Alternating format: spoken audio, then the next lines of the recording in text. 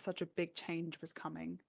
Like at this point, me and my friend had enough fights because, as you do, if your friend's saying, "Oh, you look fat in that bathing suit," you're not going to be friends with them, which is a pretty direct line of like cause and causality, cause and effect. That's what I'm thinking of. That cause and effect. You're going to end up having fights and not being friends for a bit. So in that time, one of my bubbles had popped. I no longer had that friend that I was regularly playing with in school and in class because I was so focused on just learning. I no longer had a friend in class. I was not interested in making friends in class because I was like, no, you're here to learn. And it was very black and white. Like, you can't talk to the person next to you while you're learning. That's outrageous. Um, so I was pretty much by myself for a bit and I was playing basketball at this time, not enjoying it, but that's because I think I didn't exactly understand why I was doing basketball. My parents put me into it. My dad played basketball as a kid, so they thought, yes, a sport for our child, basketball. And I didn't enjoy it, but that's what I did. I played by myself. I played basketball as a kid and I sat where we would do our lineup for class. So once I was finished with basketball, I was bored, I was done shooting hoops. I would go back to where we line up for a class and sit there and wait for the rest of lunch. At about 12 years old, my mum had informed me that I was overweight for my age. So, somewhere in the developmental like plot that she had, where you would see how much your baby should weigh, how much your kids should weigh for their age to be healthy, to be considered healthy. At this point in my life, I had ticked a little bit over that amount. So she informed me that as far as my development should go, I should not be that heavy and that we need to work on that. About the same time, about that same age, I did pick up swimming, which was it was a new escape for me. I loved to swim.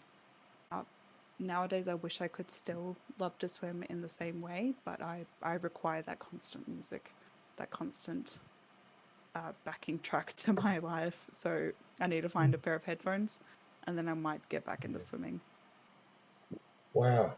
Yeah, big changes. Well, you might as well start the swearing now. I would, the comments of, on image, friends kind of ruining the start of your high school, or by saying something stupid, I would have just said, just shut the fuck up and move on, in terms of what type of judgment you have that would negatively affect the way you see yourself and the way you feel that others see yourself as well.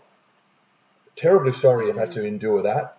I feel disgusted and shocked, probably because we're close friends and all, and just feel like I want to protect all the goodness and the self-esteem and all that we're trying to build up here. And then you have to deal with that crap. Terribly sorry that that's shit that you had to endure in your younger years. that's no worries. A lot of my development and who I am today is because of these events. And I can understand now that my mum telling me those things was definitely her interest in my physical health, and the health system didn't have any way of like making that conversation easy for her. So I understand she had good intentions and her execution was off, but I can acknowledge that she did try her best. As I said, she's my mum and she was doing her best. No one is perfect. And like I'm sure you can definitely agree that your parents did not do everything perfectly growing up.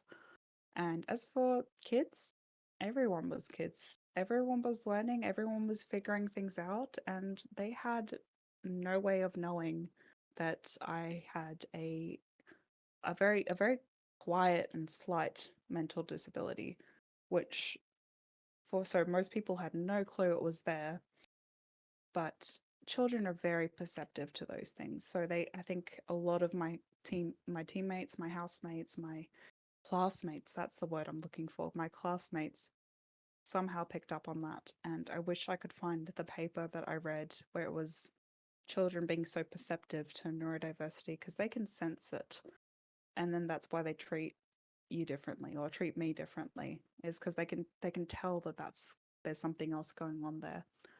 But I wouldn't change any of it for the world because like I loved my swimming. I was a sassy enough child that I did get into a fight with my friend that said I was too fat and in that bathing suit, and I took everything in stride. I was happy being by myself most of the time. I still played with people occasionally on at lunchtime, but that was just part of my progression, part of what made me me. Wow, I'm sure they're all lucky for you to be so forgiving and understanding of where they're all at in life. And not everyone is as forgiving and understanding as yourself to have come out through the other end and seeing that they're just going through stuff just like I was, and they're not aware that I'm dealing with this the autism. Which leads me into the next conversation Mm-hmm. was how much did that affect your high school environment, the friends you made, the learnings in the classroom, and just how you felt overall? Oh, that one was hard. So I did leave primary school with one good friend who was going to the same school. So that was a great relief. I'm still friends with her to this day. I don't see her as often as I would like to, but that's other things. But it did greatly affect me, and I didn't know how to make friends. I think I started off with like orientation being like, no, I'm going into the school year. I'm making a friend. I am doing this because I had acknowledged like, no, I am by myself, which is not normal. I would like to change that. I'm going to make an effort to change that. So I had gone in trying to make friends and still did not know what was wrong with me. And like this is probably a big disclaimer, and like I didn't know that I had autism until I was about 15, and at that time I was not ready to accept it. So my parents got first informed that I might have Asperger's, which was the term for a very low level of autism. So like in NDIS, there is level 1, 2, and 3. 3 being you need a lot of support, 2 meaning you need a little support but you're pretty independent, and level 1 is you might need support every now and again but you're mostly fine.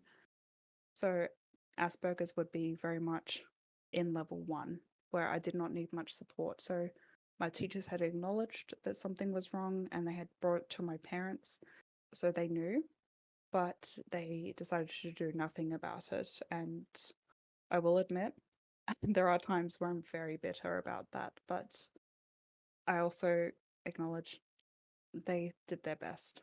And that is where that's where I tend to sit.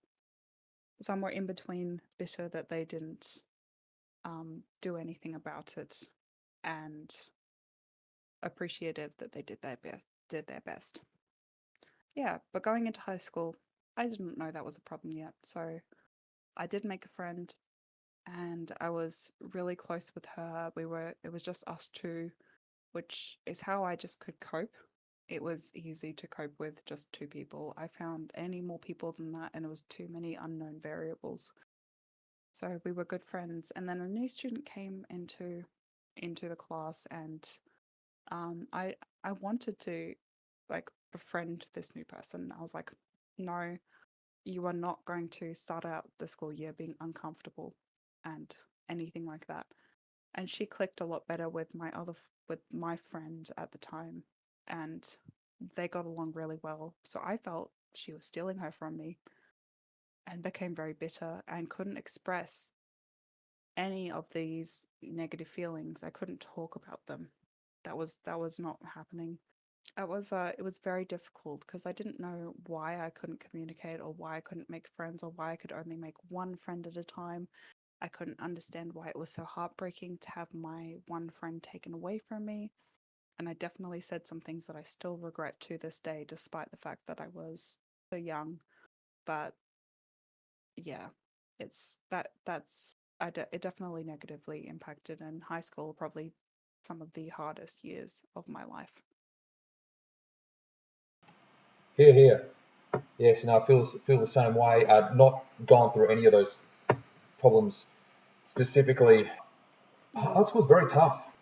I always still find that 10 years on, that was the toughest period of my life, and that I've been depressed many times since then, but nothing was as bad as the soul crushing depression that was in the late years of high school, that's for sure.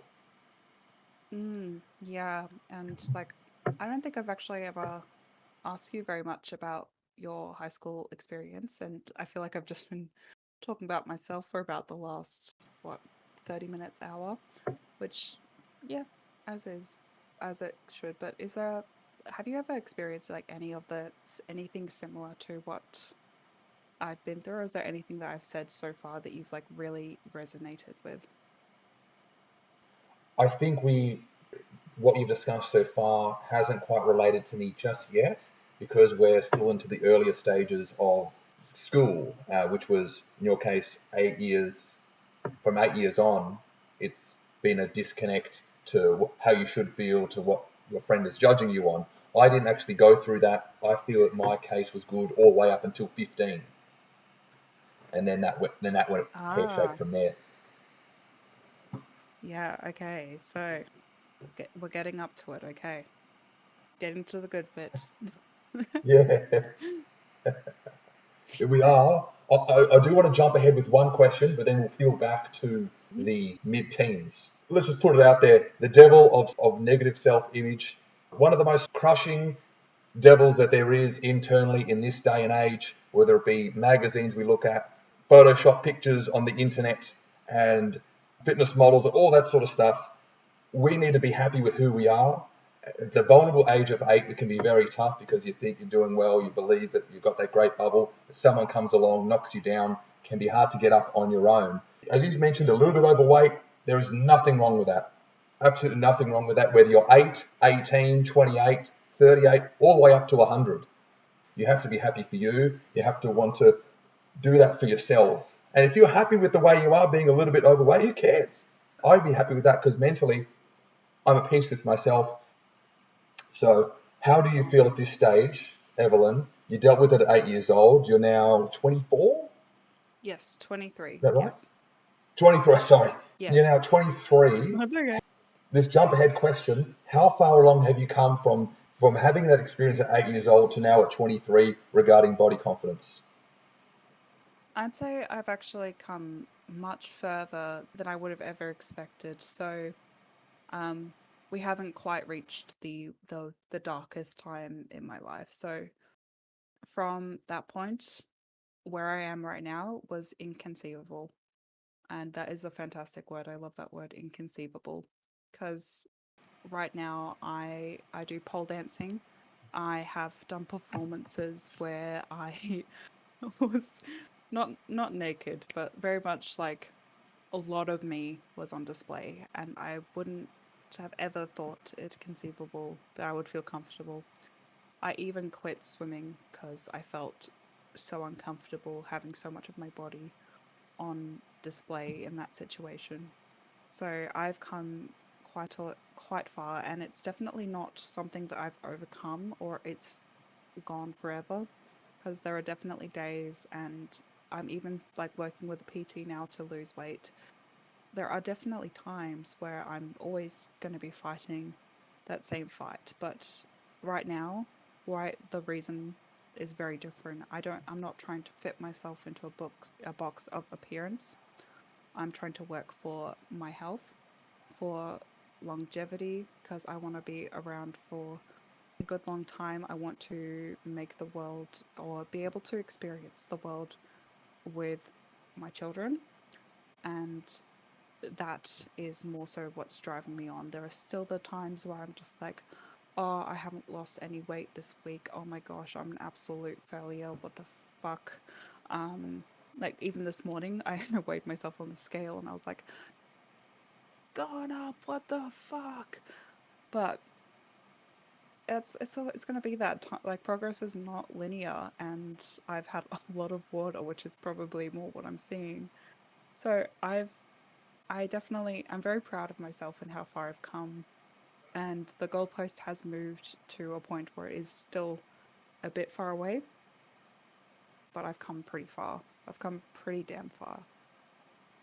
Good on you, Evelyn. Really happy to hear that positive recognition. You mentioned going into pole. All of you out there that you would never have thought so prior. Evelyn exposed, and you were happy with it. You were confident with it, and I have great faith that you will continue to reach those further goals for your future kids, for your life, for your health, for the longevity, rock and roll. And yeah, you're right. Progress isn't linear. We're all going to endure those ups and downs, but how you manage it and how you cope. And I think you're doing great. Thank you. That's good to hear. And I am going to interrupt here because I think this is a good break. I'm going to make myself a cup of tea and then I'll be right back. Is that okay? Good. Yeah, that's fine. I just want to conclude by saying we'll continue to fight the devil in our own positive ways. So now go get that coffee. We'll be back together soon. Intermission time. Intermission.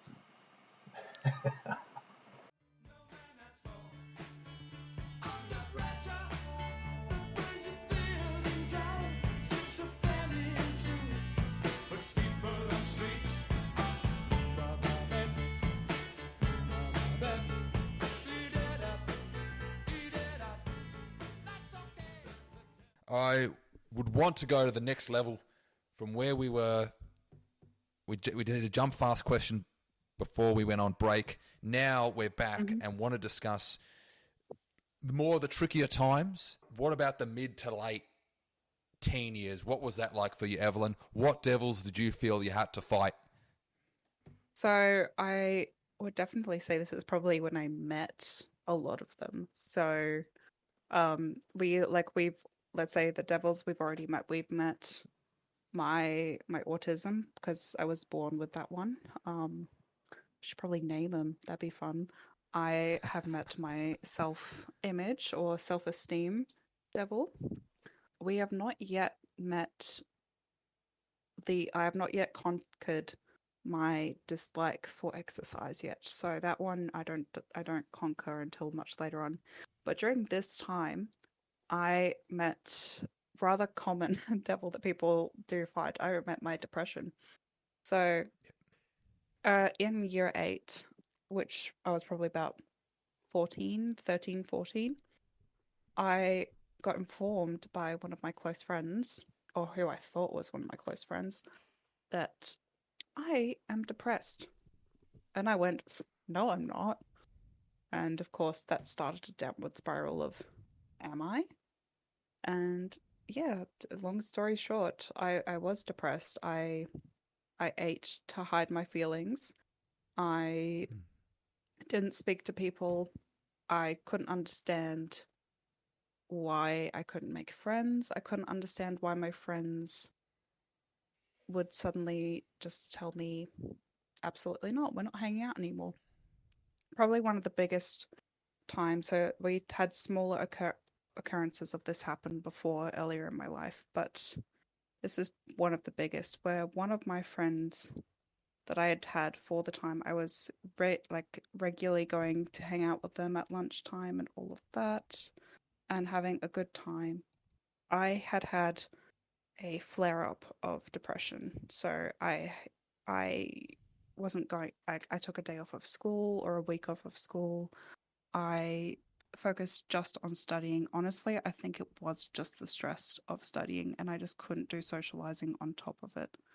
So I didn't tell them that I was going to focus on my study for 2 weeks. So I didn't hang out with them for that time.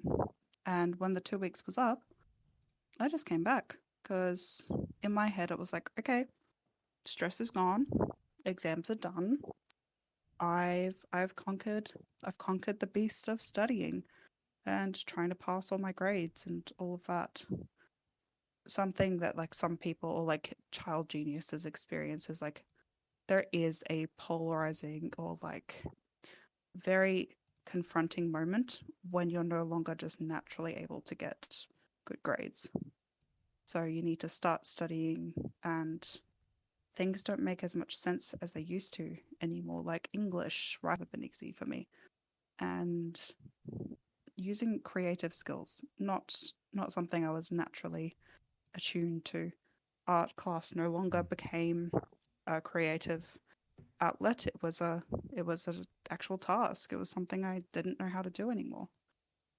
So during this time, during this study period, I had to I isolated myself to make it through, just to survive the usual stresses of school. But I didn't communicate this to my friends. So when I went back to them to communicate with them, to rekindle everything, I went back like nothing had happened. I didn't even tell them why I had gone to begin with. So they confronted me and said they don't want me to hang around. And essentially, I went from having one solid friendship group to nothing in a very short period. So, what I had to conquer during my middle years, just circling back to your question, is Yeah. probably I had to conquer balancing my devils, because they had never crossed into each other before. So I think balancing them, figuring out which ones to not prioritize, but which ones took precedence was was really that's what I experienced during my middle high school. Very good, Evelyn. Very good to expand on that length of time. What do you think, in hindsight, that your friend suddenly announced to you that you were depressed, and you fought back saying, "No, I'm not." What do you think that she saw in you that you couldn't recognize at the time in year 8? I think she recognized something in herself in me as well, because I would definitely say I'm no longer in touch with this person, but I would definitely say that she was not a happy person on her own either. So she recognized a bit of my suffering in herself and informed me that your suffering is not normal. This is what it's called. But it came as quite of a shock, because not all of what I was showing was what I was feeling at the time. I was confronting my discomfort with communication. I was mentally pondering, because as I said, this was around 13, 14. So it was just before the first time I was told that I was autistic. So this was about a year or two before then. And I was coming to terms with, why don't I know what I'm feeling? Why do I constantly feel prone to being angry or to lashing out? Why can't I make friends easy? Why do people keep using me an as a shield, or like an aggressive, what's the word? A guard dog. People had used me as a guard dog because I was so prone to being aggressive, just to like not just to protect my friends, but like it was very easy to talk me down just by treating me like a human. But I got into fights constantly in primary school just because if they insulted me, I would not take it. I would fight them. If they make me feel bad, I would fight them. All of those. I had only just gotten to the point where I'd stopped doing that and been like, no, these actions that I'm doing, I shouldn't, violence is not the answer. I don't need a fight to get to the bottom of every single solution. So, although this is fight the devil, this is when the fight became less physical and less standing up for myself as a kid, and more mental, and finding out the root of why I felt the need to stand up for myself all the time, or why I had to resort to violence, why I was so prone to being angry.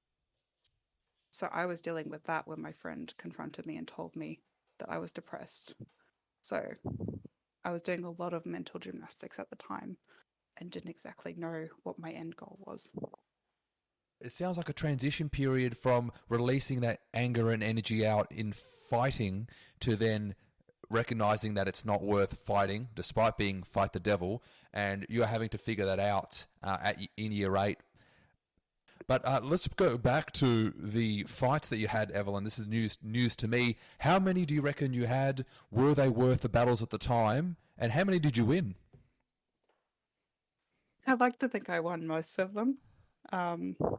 So I often forget about the fights that I had as a kid, because I was a good student as like, and I did have friends, but I did get into fights quite a bit, and I like to think that I won a lot of them, but it's What? not something that I reminisce on most of the time. So, say someone would be bullying me, I would very much just be like, nope, you're not doing that. And then it would end up being like chasing and stuff like that.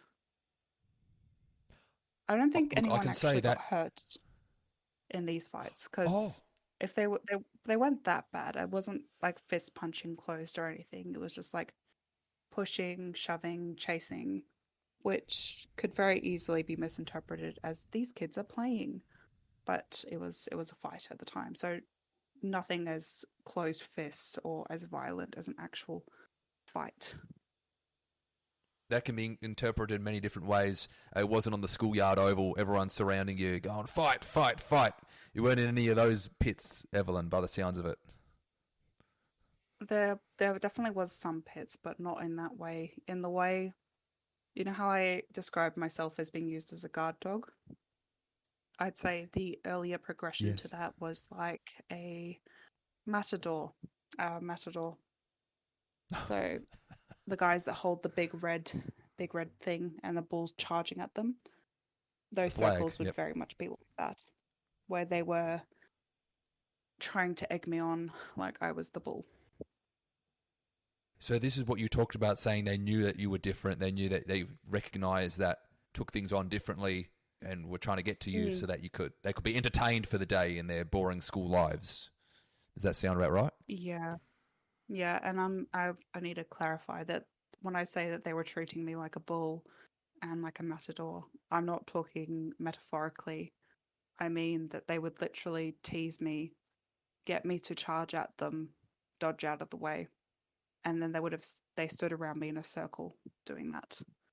So Oh, very like I know it sounds like it could be a metaphor, but at that is that is one of my memories, and it doesn't affect me that much now, because like I understand they were kids and they saw that I reacted differently. I got aggressive when people insulted me or I thought they were insulting me, and they made a game out of it. yeah. It sounds like they're just inciting a reaction, and they got it, and that's just where it was at. And I can Mm, definitely appreciate that. That's was not something that you cared to continue on into the next chapter of your life, being high school and going into high school yeah. now, and you have to treat these emotions differently and have to interpret them different to how the schoolyard politics are at a certain time, because grade 4 can be different to grade 6 different to year 8. So how do those later years go on in year 10 and 12? Just in general, your relationship with your parents and school, and friendships would have been tricky as well, because you mentioned that for 2 weeks you didn't talk to them and went from having friends to nothing. So how did you cope with all of that in the later years? So 15, I got taken to a psychiatrist who found out what they believed was wrong, which has been confirmed many times since then. So around this time, I was not ready to hear it. I was like, absolutely not, because you search up autism, you see people who are at that NDIS level 3. You see people who are non-verbal, can't communicate, who are prone to harming themselves or others. You don't see the full spectrum. you see the end and the extreme of the spectrum, Yep. which is, it's a hard thing to hear that you're autistic and then seeing all of that. So I went, no, like that's not what I need to hear right now. That is not what I want to hear, which is fair because accepting that's not going to be easy for anyone. But I actually reconnected with a friend who I was friends with at the start of school and at the end of primary school. So she was in a different class. She was in high achievers, which means that she wasn't quite, I don't want to say quite smart enough. She didn't get a high enough score in a silly test to get put into a advanced program in our school. So she was in high achievers and I was just in mainstream, which means I was deemed not as smart as everyone else. I hate that system, by the way. If you can't tell by my immediate bitterness at describing it, I'm like, absolutely not. You're not grouping children based on their intelligence because anyone can be more or less intelligent. You're telling them how to study, how to take a test. You're not teaching them. You can teach anyone to be more intelligent. It's just passion and focus in life. But for me, I lost my train of thought. That's what I did. Now the Oh, yeah. academics, the groupings, the distaste, stuff it. Yeah, Yeah. go on. So yeah, stuff it. One of my closest friends at the end of primary school had been put into this class, and I was good friends with her in year 7 and year 8. And I became estranged from her when this person in year 8 said that I was depressed because she was also in that friendship group. So to avoid this person who had said that to me, I ended up avoiding her unintentionally. So we became closer. I ended up hanging out with her and her friends in year 11 and year 12. I spoke with her and hung out with her and became a bit closer as a whole. I reconnected with her, and that made it a lot easier to get through the rest of primary school. Like, if I ever refer to my high school friends, she is one of them. Oh, great. So it's through the reconnection of an old friend that you were able to push through some of the harder years that you were faced in Like, life and the difficulties and the denials and autism. And she's someone that accepted you for who you were in those later years through reconnection. absolutely. Like, even nowadays, we will still talk, and although we're very different people, we can still get along and have like good conversations and reminisce about good times. For me, when I was able to pick up the mental strength to even go to school, when I had that strength, or when I was being yelled at so much in my home life that going to school was easier than picking the fight at home, I would spend time with them. But at this time, as I said, this is when I got to the darkest point in my depression. I had little to no self-worth. I had 0 partners, and I didn't have any partners throughout my entire school period. And there's probably more I can go into that because as far as my romantic life has gone, I would say that I would only consider from 18 onwards to be my proper romantic life because everything before that was A, illegal, and B, very much abusive and shouldn't have happened to any young child.